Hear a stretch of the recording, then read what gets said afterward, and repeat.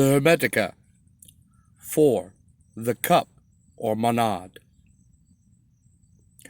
With reason, not with hands, did the World-Maker make the universal world, so that thou thus shouldst think of him as everywhere and every being, the author of all things, the one and only, who by his will all things hath created. This body of him is a thing no man can touch or see or measure, a body inextensible, like to no other frame. 'Tis neither fire nor water, air nor breath, yet all of them come from it.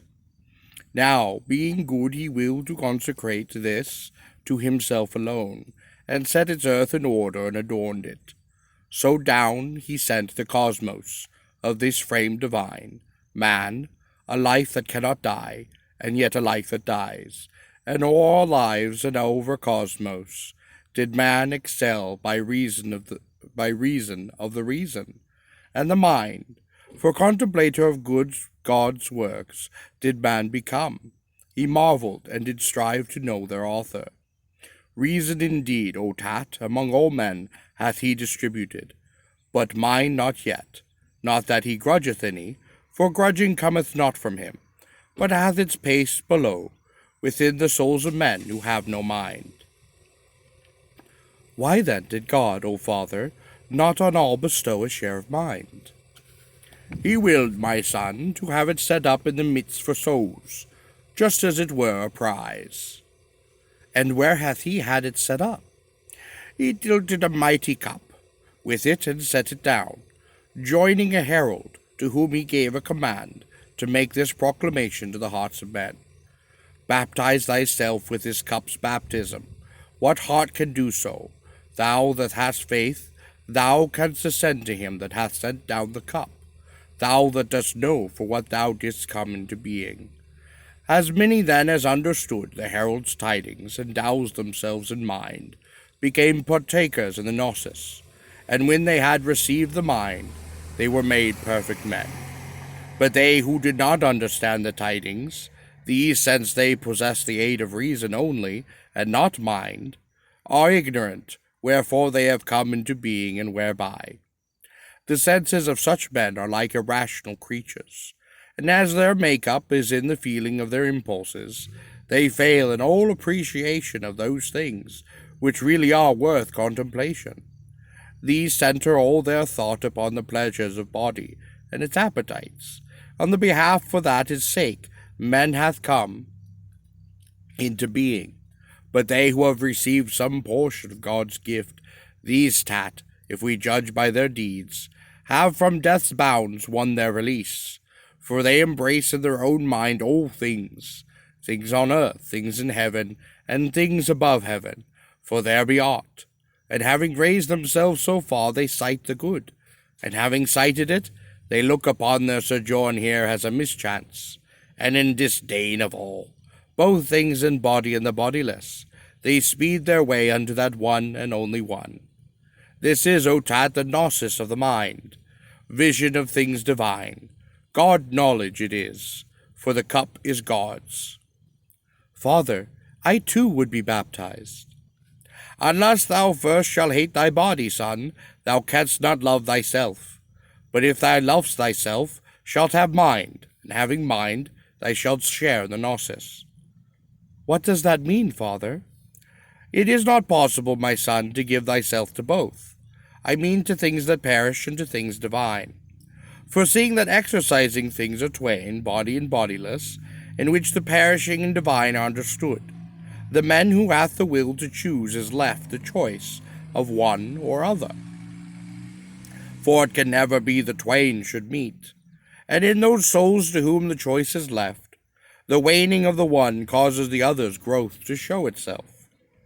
Now the choosing of the better not only proves a lot most fair, for him who makes the choice, seeing it makes the man a god, but also seeing his piety to God, whereas the choosing of the worse, although it doth destroy the man, it only doth disturb God's harmony to this extent, that as processions pass by in middle of the way, without being able to do anything but take the road from others, so do such men move in procession, through the world led by the body's pleasure. This being so, O Tat, what comes from God hath been and will be ours, but that which is dependent on ourselves, let this press onward and have no delay. For 'tis not God, 'tis we who are the cause of evil things, preferring them to good. Thou seest, son, how many are the bodies through which we have to pass, how many are the choirs of daemons, how vast the systems of the star-course, through which our path doth lie, to hasten to the one and only God. For to the good there is no other shore, it hath no bounds, it is without an end, and for itself is without beginning too, though unto us it seemeth to have one, the Gnosis. Therefore to it Gnosis is no beginning, rather is it that Gnosis doth afford to us the first beginning of its being known. Let us lay hold, therefore, of the beginning, and quickly speed through all we have to pass. 'Tis very hard to leave the things that we have grown used to, which meet our gaze on every side, and turn ourselves back to that old path. Appearances delight us, whereas things which appear not make their believing hard. Now evils are the more apparent things, whereas the good can never show itself under the eyes, for it hath neither form nor figure. Therefore good is like itself alone, and unlike all things else. For 'tis impossible that that which hath no body should make itself apparent to a body.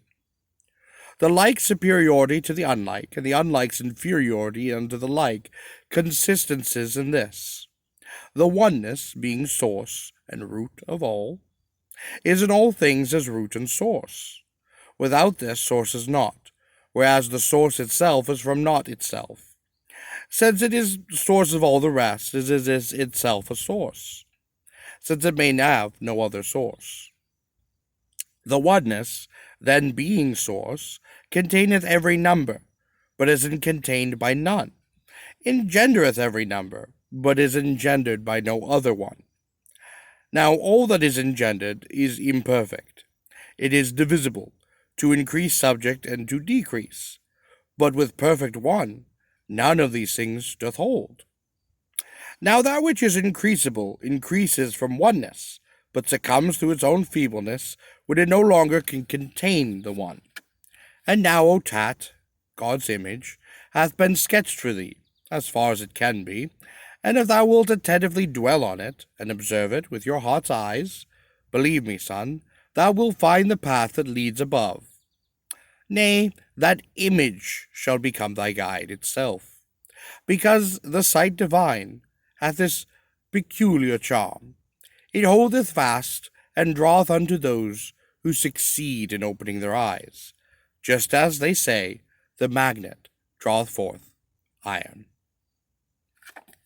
Have a blessed day.